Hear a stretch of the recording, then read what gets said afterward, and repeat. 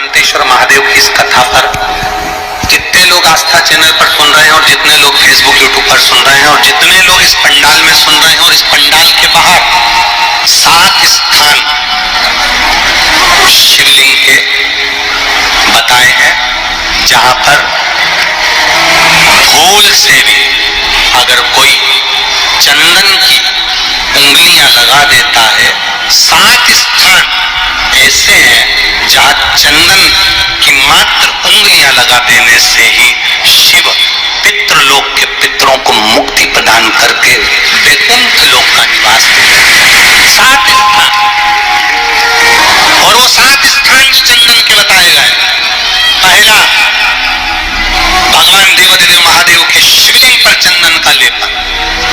समझ लेना जरा बहुत अच्छे से। आपको लगता है स्वप्न में कोई मुर्दे दिख रहे हैं या कोई जल रहा है या कोई मर रहा है या कोई चला गया है, ऐसा भय लगता है।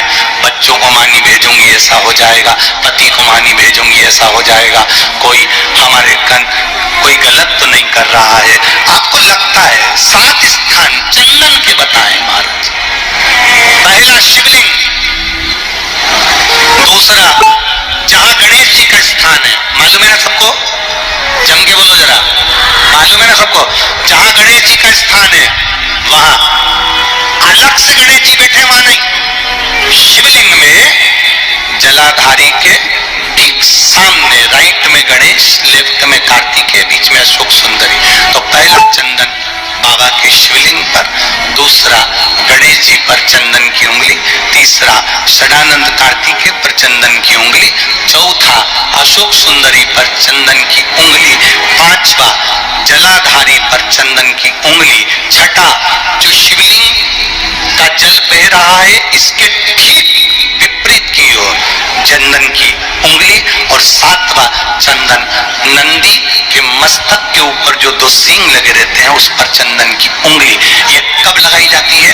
या तो अमावस्या के दिन। आपको लगता है कि हमारे पूर्वजों का उद्धार नहीं हुआ, हमारे पूर्वजों का कल्याण नहीं हुआ, कहीं अधोगति में कोई चला गया है, उसका बस एक बार, रोज नहीं जरूरत है, प्रतिदिन जरूरत ही नहीं, महीने में एक बार अगर अमावस्या के दिन भी आपने चंदन के थोड़ा सा चंदन अगर मेरे देवादिदेव महादेव को 7 स्थान पर समर्पित किया है। अशोक यहाँ पर वर्णन कर रही है, मैना, धन्य और कला की कथा कर रही है। तीनों ने सनकादि ऋषियों से मांगा।